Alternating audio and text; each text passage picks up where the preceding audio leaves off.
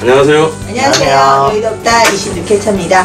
네, 최대한 15곳까지 이루어질 걸로 예상했던 10월 30일 재보궐선거가 사실상 두 곳으로 확정됐습니다. 화성갑, 포항, 남울군 두 곳인데요. 실질적으로 거의 새누리당 그 텃밭이나 다름이 없어서 의미가 그렇죠. 많이 축소된 것 같습니다. 오히려 본선보다 지금 예선 관전 포인트가 더 많아졌는데요. 저 거의 양궁 대회가 됐어요. 아 맞아. 나 그 생각만 했어 진짜. 우리나라 국가 양궁 국가대표. 뭐 양궁 진짜 그러네요. 네. 근데 지금 또 거기다가 더 재미를 반감시킨 게 안철수 의원이 후보를 안 낸다면서요. 그러니까. 예. 그 안철수 의원 후보 안 내는 데서 어떻게 생각하세요? 네. 그렇죠. 이제 모두들 이제 안철수 의원이 지난번에도 안 내고 요번에는 낼 것이다, 정당에 만들 것이라 기대하시는 분들이 많았는데 결국은 요번에도 안철수 후보가 낼 수가 없었어. 안철수 의원이 내질 못했어요. 근데 생각을 해보면은 일단 너무 작아졌죠, 지역구가 두 군데밖에 안 되니까요. 거기다가 이제 거의 이제 국민 심판도 말을 붙일 수 없을 만큼 새누리당이 텃밭인 곳이고요. 그렇다면 이제 당선되지 못할 후보를 내야 되는 명분이 있어야 되는데. 그러면 적어도 2위 정도의 지지율을 받아야 민주당을 견제할 수 있는 차기 야권의 야권의 세력을 증명해야 되는데 그것 또한 어려운 곳이란 말이죠. 그러니까 빼는 건 당연히 맞다고 보는데 그 전까지 취했던 모션에 실망한 국민들이 굉장히 많지 않았나 싶습니다. 안철수 의원은 후보를 안 내는 이유는 이제 선택과 집중이라는 얘기를 했는데요. 선택과 집중이 아니라 지금 인물이 없는 게 아닐까. 저는 그런 생각이 강하게 드는데요. 지금 말씀하신 부분에 대해서 격하게 공감을 합니다. 그러니까 안철수 의원이 시류를 읽는 부분들도 있지만 뭐 읽어서 뭐 승산이 없어서 안 내는 수도 있겠지만 저는 승산이 없어서 안 낸다라기보다는 나가 싸울 장수가 없다라는 생각을 하게 되는 거예요. 장수가 없어요 지금. 안철수 의원 쪽으로 사람들이 뭐 많이 모인다라고 많이 모으고 있다라고 얘기를 했지만 뭐 이전에 다 스쳐 지나가는 거죠. 갔다가 몸담았다가 실망하고 나오는 사람들이 많기 때문에 뭐 대표적인 그 교수님도 계시잖아요. 그러니까 안철수 의원 같은 경우는 강력한 장수를 후보를 못 갖고 있기 때문에 오히려 내지 못하는데 그거에 대한 변명을 뭐 전국 심판이라든지 이런 부분이 안 된다. 내년 6월로 하겠다. 뭐 그런 식으로까지 이제 탈출을 한 거라고 생각을 합니다. 천지인 중에 인이 없네요. 아 오늘 뭔가 좀 되는데. 그리고 두 선거구 화성갑과 포항 남울군이죠. 네, 우선 확정된 곳 중에 화성갑부터 얘기해보죠. 화성갑은 그 새누리당 텃밭 지역이기도 하고요. 또 화성에서 이제 농촌 지역이 좀 우세한 지역이라고 합니다. 근데 여기 서청원 상임고문이 후보 신청하고 면접장 들어가면서 활짝 웃는 사진이 일간지에 많이 실렸는데 그렇죠. 어떻게 보셨어요? 서청원 전 대표이자 지금 예비 후보 이자 상임고문 상임고문이고 그 예상컨대 공천을 받아서 당선이 되시면 7선이라고요. 7선. 그러면 정몽준 지금 새누리당 최고위원 중진 의원하고 동급이 됩니다. 그리고 그 국내 정당에서 지금 7선은 아마 두 분밖에 안 계시잖아요. 그렇죠?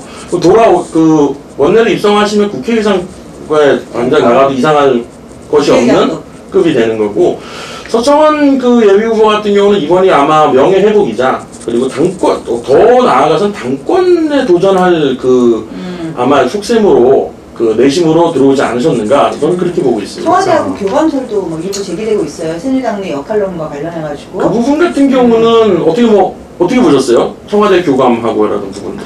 일단 그 서청원 이제 후보님 같은 경우는 기본적으로 친박연대의 대표로서 활동을 하셨던 분이잖아요. 아무래도 청와대에 계신 박근혜 대통령과 충분히 교류가 없을 수가 없는 분이고. 그리고 박근혜 대통령을 정계 입문시킨 사람이 바로 서청원 상임고문이죠. 1998년 대구 달선과 보궐선거에 공천하신 분이니까 사무총장 하시면서. 충분히 지금 약간 어떻게 보면 새누리당이 청와대와 연계가 좀 유기적이지 못하다는 생각도 들어요. 이럴 때에서 새누리당이 본격적으로 힘을 실어줄 수 있고 청와대가 나라 국정 운영을 할 때 좀 더 탄력을 받을 수 있도록 하는 데는 중요한 하나의 카드가 될 거라고 생각을 합니다. 그 김무성 지금 당권의 가장 유력한 당권 주자라고 얘기하는 김무성 의원과 그 청와대와의 교감, 그것도 연계고리 끝내 굵기하고 동아줄에 굵기하고 서청원 그 예비 후보와 상임고문과 그 다음에 박근혜 대통령과의 동아줄의 굵기가 거의 비등비등 절대 얇거나 뭐 그러진 않은 것 같아요. 서청원 상임고문이 훨씬 두껍죠. 그쵸. 아 그런가요? 왜냐하면 김무성 의원 같은 경우는 뭐 친박, 뭐 흔히 하는 얘기 친박, 그 다음에 비박, 탈박, 복박을 왔다 갔다 하시면서 박을 주렁주렁 매달으신 분이거든. 박근혜 대통령하고의 관계가 뭐 약간 껄끄러 매끄럽지만은 않죠. 사실 이번에 보궐 그 부산 영도에 보궐을 했을 때도 청와대에서 뭐 내심 반대는 안 했지만 그렇게 내키하진 않았다 이런 후문도 있고요. 그다음에 또 그 김성현 자체가 굉장히 그 선이 굵은 정치를 하시는 분이기 때문에 박근혜 대통령하고 관계에서 본인의 입지를 생각해가지고 각을 세울 가능성도 뭐 청와대로서는 고려하지 않을 수 없죠. 약간 이제 서청원 선 고문이 이게 정치적 관행이었다고는 하지만 약간 그 실형을 선고받은 경력이 있으시기 때문에 이게 좀 청와대가 추구하고 있는 정치 쇄신이라든지 이런 거하고 좀 배치되는 면도 사실 있거든요. 그런 부분에 있어서 새누리당 이미지가 좀 예. 좀 노쇠화되는 한 가지 좀 짚고 넘어가고 싶은 부분들이 경기도 화성갑이라는 지역구가 과연 전략공천이라는 단어를 쓸 정도의 네. 그 지역인가라는 생각을 좀 안 해볼 수가 없어요. 새누리당 우세 지역이고 그렇다라면 저는 전략공천이라고 해서 그 뭐 중진 의원들을 다시 내보내는 것보다는 정치 신인들을 좀 내보내는 것은 더 어떻겠는가라는 생각을 좀 해봅니다. 그 정치 신인이면 그냥 뉴페이스는 정치 신인인가요? 여기 지금 고혜선 전 의원님의 아드님이 출사표를 던졌는데요. 선친의 유지를 잇겠다고요. 고준호 씨요. 제2의 남경필 의원이 될 수 있을까요? 어떻게 뭐 사실 생각하세요? 양력으로만 보면 저는 조금 그 저기 경수 씨가 고준호 후보보다 나이가 많나요? 아니요, 제가 2살 어려요. 일단 앞에 그래요. 뭐 일단은 해드리고 싶은 뭐- 말씀이 있었지만 일단 넘어갔으니 네. 고준호 후보와 이제 남경필 의원을 비교하셨는데 개인적인 판단으로 봤을 때는 남경필 의원이 들으면 굉장히 기분 나빠할 것 같다는 비교예요. 왜요? 왜냐하면은 네. 똑같이 이제 아버님 돌아가시고 지역구를 그쵸. 물려받았다는 공통점은 게. 아버님이 돌아가시고 지역구를 물려받았는데 그 아드님이 되시는 거죠. 남경필 후보와 고준호 후보는 걸어온 길도 다르고 자신의 능력을 표현하는 것도 굉장히 달랐어요. 똑같이 미국에서 유학 공부를 하셨는데 한 분은 미국에서 5손가락 안에 꼽히는 아이비리그의 예일대학에서 공부를 하셨고 한 남경필 분은 말이죠. 100위권 밖에서 이름이 들리지 않는 대학교에서 공부를 하셨어요. 렉셀 유니버시티. 렉셀 유니버시티. 네. 그 다음에 똑같이 대학을 나오셔서도 한 분은 기자로서 정치나 이 식견을 넓히면서 공부를 하셨고 한 분은 아버지 소유의 회사에서 경영학과에 약간 관련되어 있는 그 분야에서 일을 하고 계세요. 근데 쌓아온 길이 남경필 의원은 정치인이 되기 위한 코스를 차근히 밟으신 엘리트시고 이 고준호 예비후보란 분은 정치 경력이 없단 말이죠. 근데 아버님의 유지를 잇겠다고 해서 그쪽 분야의 커리어도 없고 그리고 그쪽 공부를 하지 않았는데 그대로 그 지역구에 나온다는 것 자체가 어떻게 보면 굉장히 거부감이 들 수도 있는 일이 아닌가. 그걸 어떻게 굉장히 생각하세요? 비교 스타일이네. 같은 이제 뭐 비슷한 연령대의 뭐 분으로서 그 아버지가 소위 말해서 이제 골든 베이비잖아요. 그쵸, 뭐 아버지의- 굴숟가락 입에 물고 태어나신 분이죠. 아버지의 돈과 아버지의 조직을 물려받아서 지금 지역구가 뭐 재산권도 아닌데 뭐 지역구가 이렇게 세습되는 것 같은 그런 거에 대해서는 어떻게 생각하세요? 지역구 세습이라는 것 자체의 개념이 한국보다는 일본이 더 강하다고 생각을 했어요. 정의연제도 네. 때문에. 근데 약간 정치라는 개념을 다르게 보고 특히 이제 한국에서는 이제 아까 말씀하셨다시피 청와대에서도 정치 쇄신이 있고 그리고 뭔가 좀 더 깨끗하고 네. 좀 더 능력 있고 이런 그 돈이나 젊음이 배경이 깨끗한 아니라 건 아니죠. 아니 젊음이 깨끗하다는 뜻이 아니라 네. 배경이나 예. 재력이나 주어지는 것이 아닌 자신의 능력을 위주로 본다고 생각을 했거든요. 정치 비전을 쇄신이란. 제시할 수 있어야 그쵸. 되고 뭔가 네. 비전을 제시할 수 있어야 되는데 고준호 예비후보가 그 면에 상당히 부합한다고 생각되지는 않아요. 고준호 후보가 지금 당면하고 있는 가장 큰 약점과 그 취약 포인트가 위크 포인트가 바로 그 부분이에요. 세습이라고 하는 부분들. 그렇다면 세습이라고 하는 단어에 갖고 있는 건 본인이 역량이 되지 않아도 아버지의 후광을 그 윗대 후광을 통해서 고스란히 물려받는 거거든요. 그러니까 그런 부분에 대한 위크 포인트를 분명히 다른 정당이라든지 다른 예비 후보 심사할 때도 그 부분에 공격을 받을 건데 고준호 후보가 그걸 어떻게 극복해내는가 이런 것도 극복해낸다라고 하면 본인은 그 정도 단련이 된 사람이라고 판단할 수 있는 거죠. 근데 이제 고혜선 그 의원이 네. 8월 25일 날 돌아가셨는데 고혜선 의원님 돌아가시고 열흘 정도 안 돼서 어머님이랑 같이 지역 의원회관을 쭉 돌면서 인사를 했다는 얘기를 들었어요. 그래서 이제 그 지역구 세습이라는 그런 비판이 들 것 같은데 뭐 본인이 극복해야 될 부분인 거죠. 중에 예. 하나일 것 같아요. 근데 또 이제 여기서 우리가 또 한 번 더 봐야 될 게 김성애 전 아, 김성애 전 의원이요. 의원이죠. 예. 그쵸? 뭐 저기 육사 럭비 출신 부장 출신이라고 하시고 예. 굉장히 좀 우락부락하시고 좀 덩치가 있으시죠. 네. 18대 공천에서 탈락했는데 본인 지역구에 탈락하셨는데 이제 고혜선 탈당이나 뭐 그러지 않고 고혜선 의원을 적극 도와서 고혜선 의원 19대 입성에 또 큰 일조를 하신 분이기도 하시지요. 그냥 지역에서 계속 텃밭을 가까워오면서 일을 하셨는데 그 김성애 의원의 어떤 공천 가능성은 얼마나 보세요? 지금 저는 아마 그 서청원 그 예비 후보가 등록 신청을 하지 않았더라면 네. 저는 개인적으로는 김성애 의원이 굉장히 유력한 사람이라고 아마 뭐 더 이상의 그 라이벌이 없다라고 판단했던 사람인데 서청원 그 예비 후보가 등록을 하면서부터 미묘한 흐름이 생겼어요. 그만큼 김성애 그 전 의원도 네. 전 의원은 굉장한 역량을 갖고 있는 분입니다. 그 만약 전략 공천이 아니라고 한다면 저는 서청원 그 예비 후보보다는 김성애 의원에게 좀 더 무게감이 실리지 않을까. 경선 방식이라면? 경선 방식이라면 그럴까요? 김성애 의원에게 좀 더 무게감이 가지 않을까라는 그 보고 있습니다. 사실 이제 서청원 상임고문 같은 경우는 충청도 지역의 그렇죠. 지역구를 이제 생각을 했었는데 이제 지금 그 보선 지역, 재보선 지역이 너무 작아지면서 무리하게 약간은 무리수가 따르게 이제 화성갑으로 출사표를 던지면서 막 전국의 지역구를 막 훑고 다닌 것 같아요. 네. 뭐 인천의 출마설도 나누었고요. 본인한테도 상당히 그런 면에 또 데미지가 갔는데요.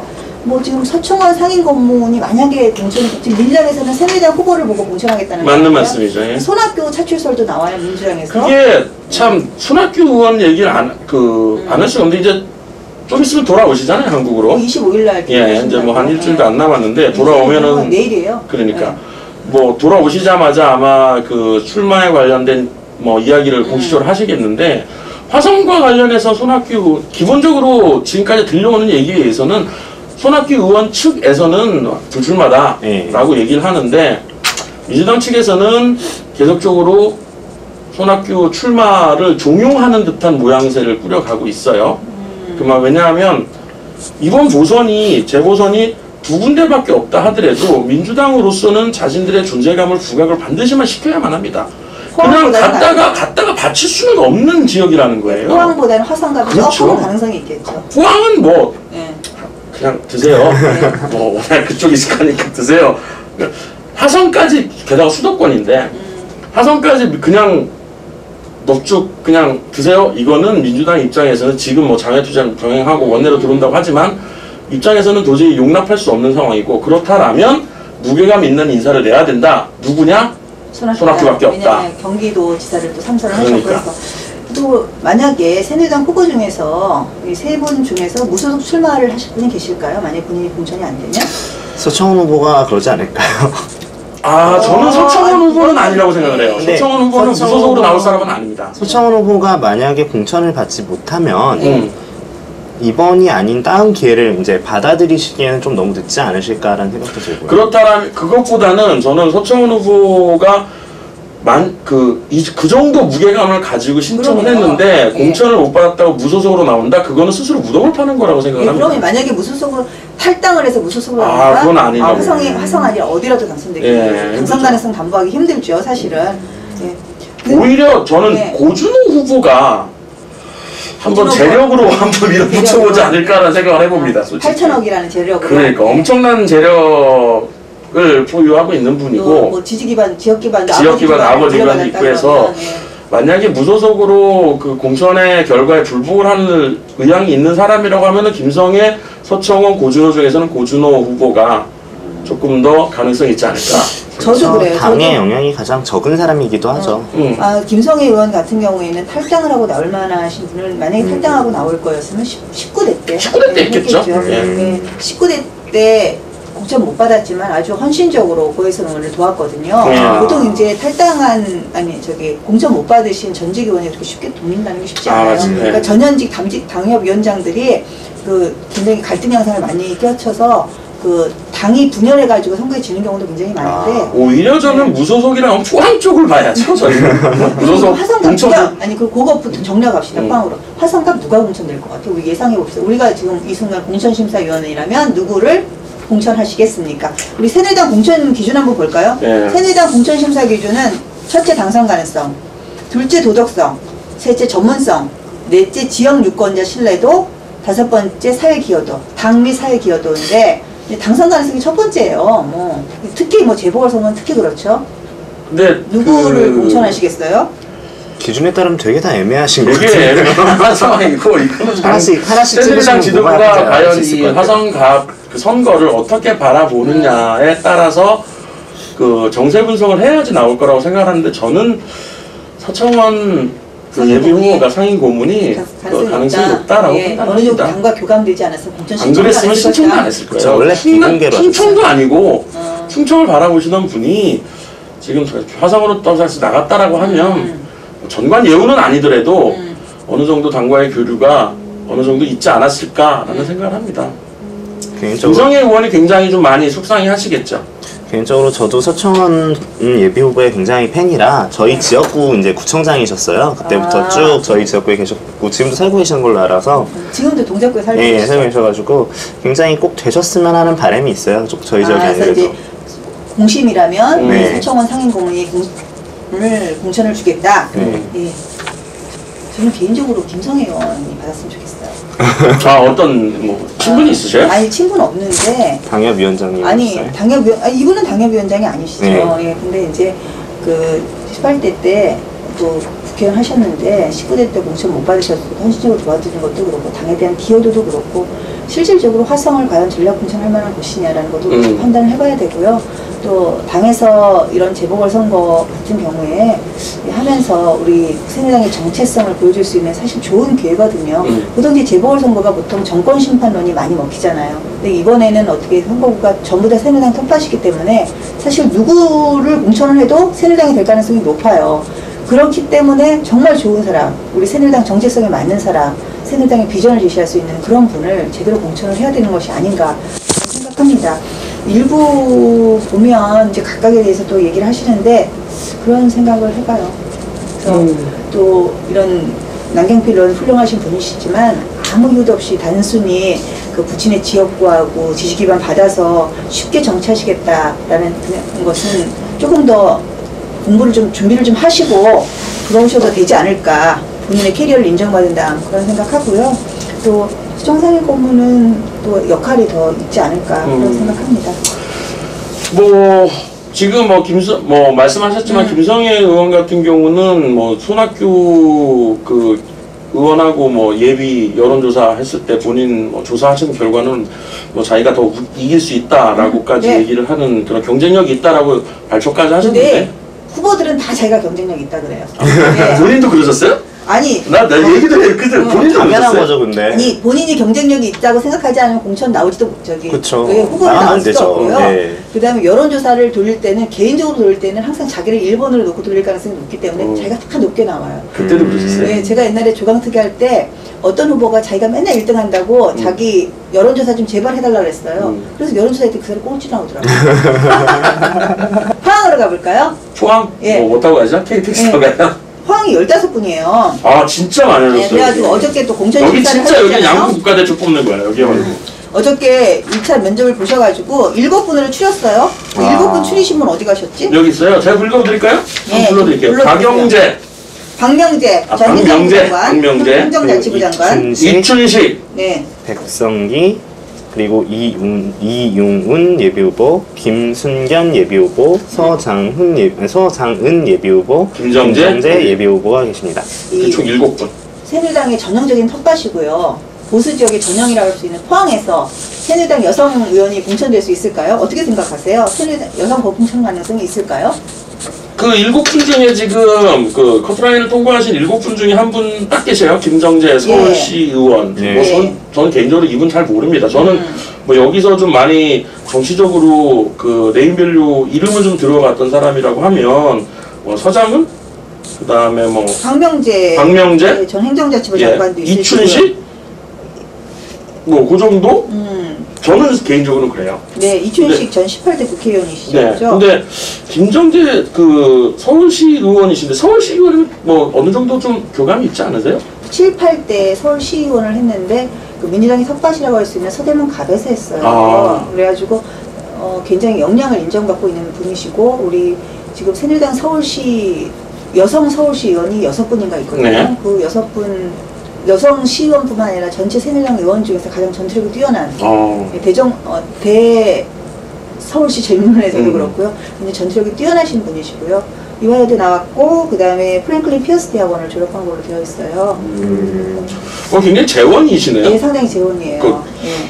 재선하신 거예요? 시의원으로 재선을 했는데 포항에서 초중고등학교를 다 나왔다 그래요. 그래서 그리고 이제 대학교를 이제 이화여대 오면서 서울로 들어왔다 그러는데 그 지방이 우리가 이제 여성 공천 얘기를 많이 하고 또 전략 공천 지역 여성 또 내보내기도 하고 저도 뭐 전략 공천 받아서 좀 어려운 자갈밭이긴 하지만 두 번 가게 지금 당협위원장을 하고 있는데요.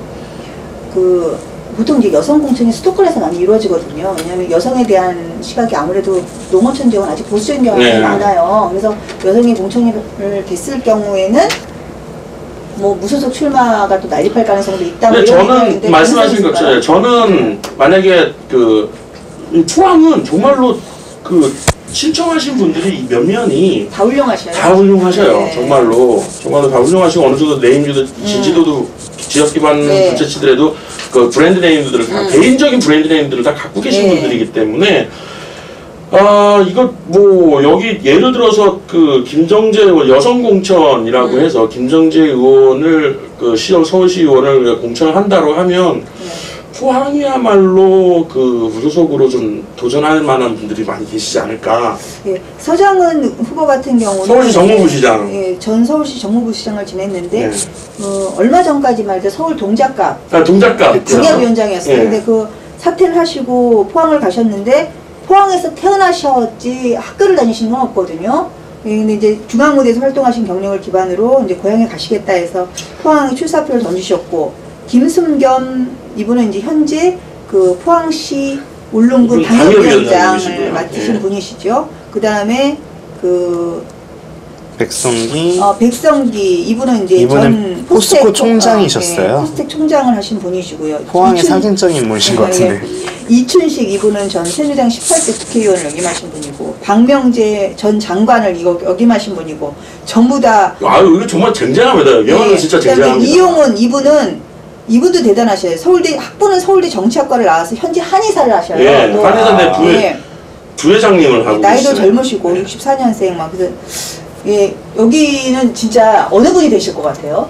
이게 어떻게 생각하면 이 포항의 공천이야말로 새누리당의 앞으로의 비전과 정치 혁신을 보여줄 수 있는 그런 시금석이 될 수도 있는 곳인 것 같은데 너무나 정치가 좀 과열돼서 하루에 뭐 여론조사 전화만 서너 군데서 돌린다고 근데 그러거든요. 이게 그럴 수밖에 없는 게 포항은 새누리당 공천이 꼭 당선 배지다 이런 인식이 강해요. 그 정도로 강세 지역이에요. 예. 그러니까 공천만 받으면 예를 들어 양궁 국가대표처럼 국가대표만 선발되면 올림픽 금메달 따는 동안 됩니다. 뭐 몇 관왕이 문제냐 이거 수준이기 때문에 포항북구가 과열될 수밖에 없는 태생적인 한계를 갖고 있습니다. 여기에서 새누리당이 말씀하신 여성 공천을 한다라는 거는 정말로 새누리당의 어떤 비전과 이런 부분들을 한눈에 보여줄 수 있는 뭐 뺐지만 동천을 한다라는 건 꼭 당선이기 때문에 그런 것을 바라볼 수 있죠. 하지만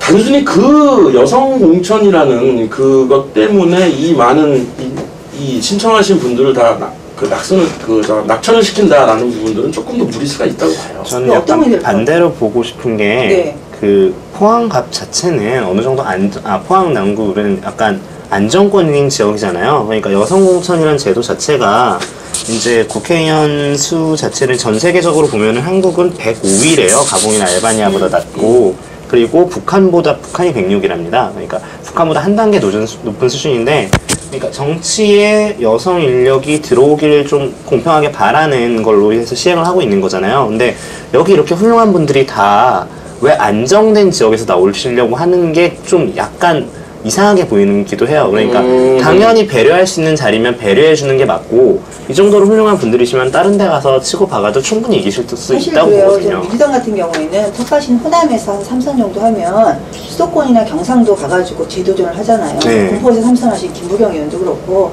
그다음에 대선 후보를 하셨던 정동영 그쪽에서도 상징을 갖고 계시죠. 그분도 뭐 동작갑에서도 동작을이었나? 동작을에서도 동작갑이었나요? 또 도전을 하셨던 동작을이군요. 동작을에서도 도전을 하셨던 것 같고 서초에서도 도전을 하셨던 것 같은데 새누리당은 사실은 경상도에서 다선을 하시면서 뭐 수도권에서 도전하시고 이런 일이 드물지요. 그 정몽준 중진위원만 아마 6선 때 그 지역구를 버리고 이제 새누리당 입당하시면서 동작을로 가셨던 걸로 아는데 이런 좀 어떻게 기득권을 버리는 그런 모습은 상당히 우리가 좀 한번 새겨야 되지 않을까 그런 생각합니다. 근데 포항은 정말 예측하기가 너무 힘든데요. 예측이 되세요?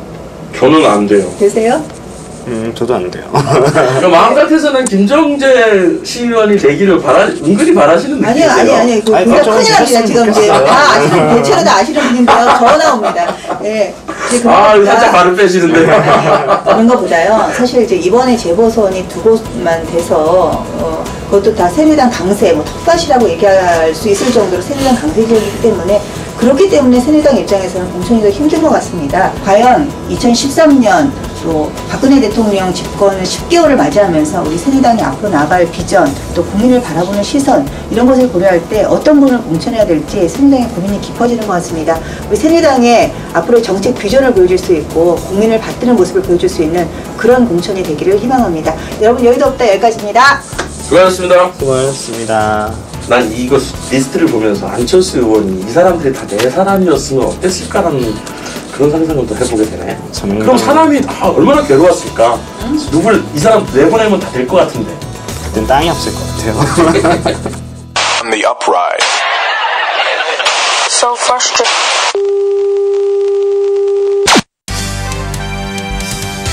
이슈 업, 이슈 다운. 시사정치 팟캐스트 여의도 없다. 트위터 @ 없다 2012가 여러분의 다양한 멘션을 기다립니다.